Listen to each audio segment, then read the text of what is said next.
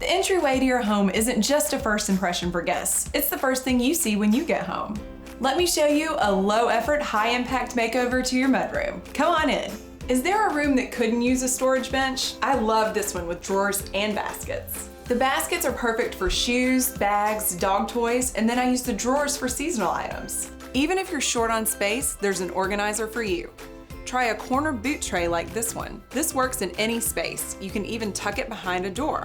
And the bronze finish adds a little style to something that is super functional. I love antiques, especially functional ones like this umbrella stand. I can't say enough about vertical space. A coat rack and hooks are great for all seasons, from winter coats to summer for beach towels.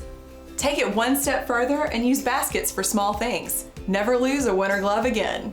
Give yourself a place to drop things before you settle in. This file holder is great for mail, keys, and even sunglasses. An indoor-outdoor rug is perfect for the mudroom entry. The pattern will help hide the daily dust. Finish the space with a little decor. A boxwood wreath looks great all year round. Thanks for watching. Happy shopping!